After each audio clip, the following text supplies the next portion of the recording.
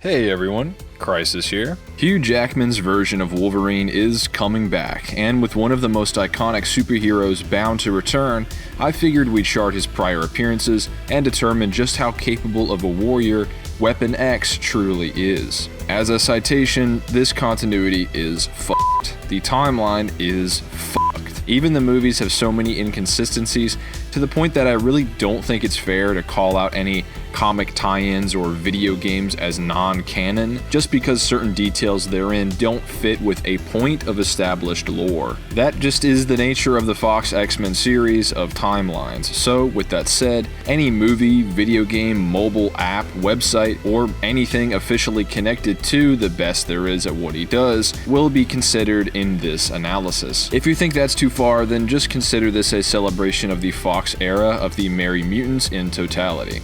In my opinion, if this is Trask and this is Trask, and they're both canon, anything is up for grabs. After all, we have statements that most of the video games are acknowledged by the film's writers and creators, and are essentially seen as valid expansions of the films. Same goes for the novelizations of the movies. The behind the scenes for X2 even has an entire section dedicated to the prequel tie-in comics. For as contradictory these movies are with one another, they have pretty consistently embraced their spin-offs. As far as Deadpool, both the film's director and Ryan Reynolds, who is actually a producer on those movies and even had a writing credit, have stated them to be in a universe separate from the proper X-Men films, which makes sense seeing as they have a totally different Colossus and the 80s to 90s X-Men team in the late 2000s. Although, that is kind of par for the course here. Regardless, Deadpool's probably off the board for now, depending on what happens in the third one. With that said, let's begin this breakdown by looking at Wolverine's attack power and durability. I'm the best there is at what I do.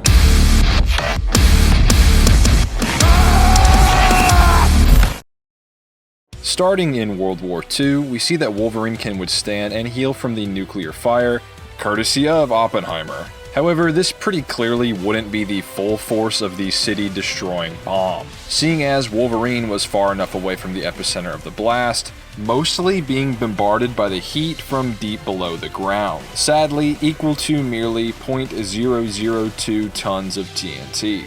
In X-Men Origins Wolverine, however, we get an even better baseline for the mutant's power level in the much maligned film.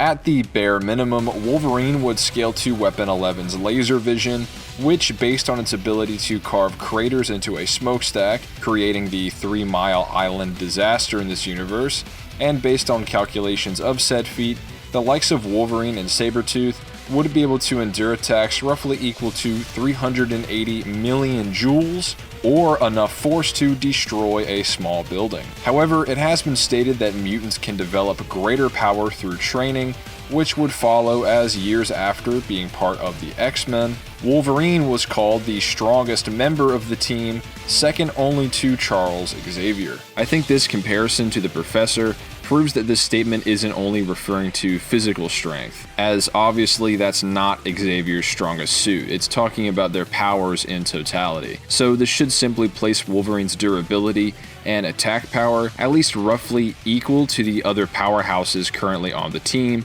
such as Storm, who has been stated and shown to generate the likes of tornadoes and hurricanes, with the average energy generated by these phenomena equaling half of to 200 times the amount of electricity produced across the planet, which, funnily enough, when converted, yield forces capable of destroying as much as a town. This is consistent per the fact that Wolverine's rival, Sabretooth, was stated to have endured the full force of Aurora Monroe's power in the form of her lightning attacks. And while normal lightning doesn't pack much destructive force by comparison, we've seen mutant powers amplify energy before, such as Pyro taking a flame from a standard lighter and turning it into a blast strong enough to blow up cop cars. Storm is very likely doing the same, which could honestly make her tornadoes and the like even stronger than their IRL counterparts. Either way, Sabretooth's durability is as well backed up via the villain's display of withstanding Cyclops' optic blast, stated to be capable of destroying nearly anything, with Creed surviving this attack as seen in the events of the X2 prequel comic.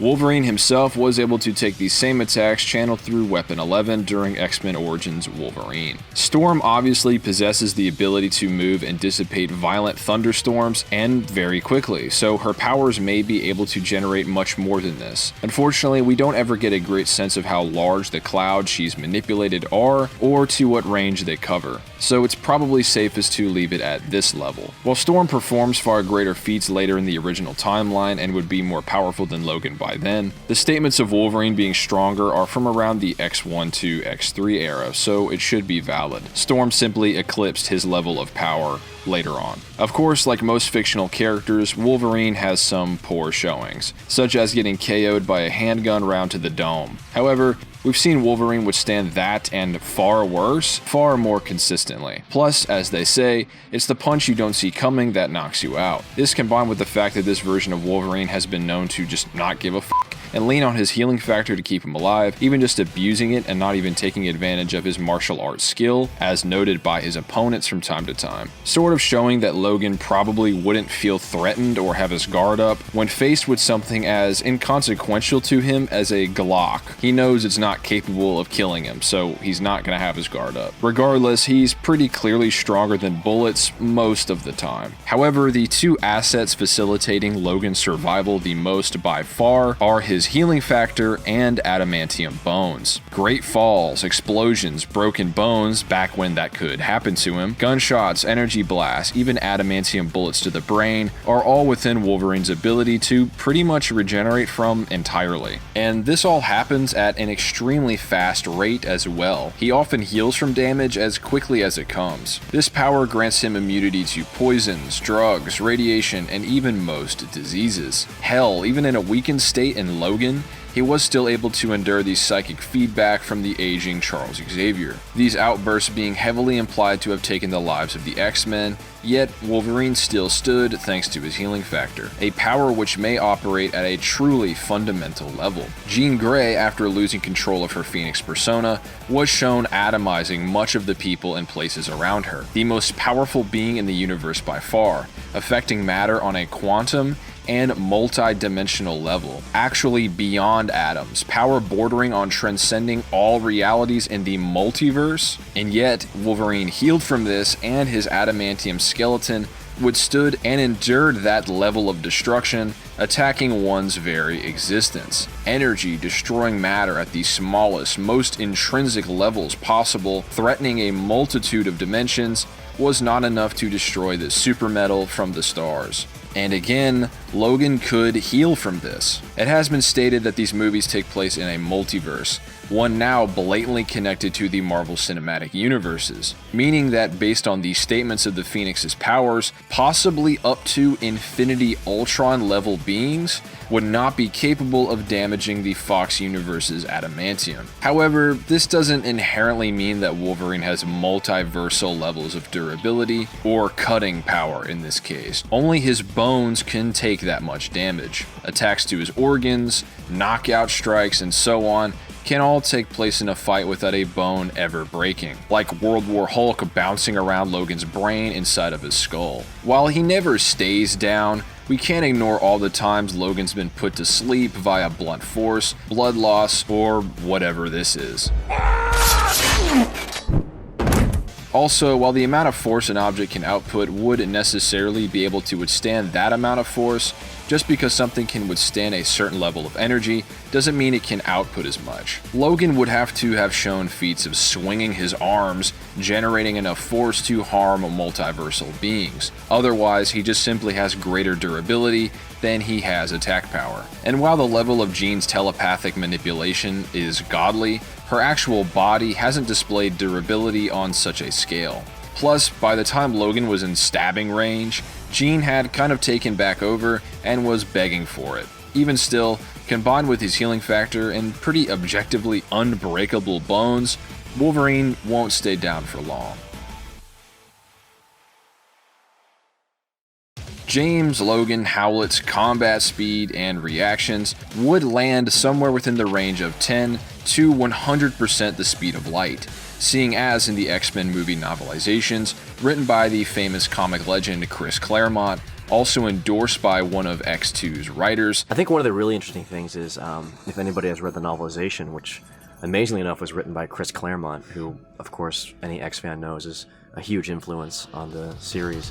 State his optic blast to be moving at the speed of light, just blatantly. The black leather and inaccurate character origins should prove to anyone that this is not the comic universe. While being concussive blasts in 616, material canon to the movies describe and present these attacks as destructive beams moving at the speed of light, with Logan, Sabretooth, Magneto, even Toad managing to dodge them across both timelines. This is backed up by guide statements affirming Sentinels as firing laser beams, with Logan and various other characters dodging them left and right. In fact, the X3 novel goes as far to imply that Wolverine is the fastest fighter on the team at that time.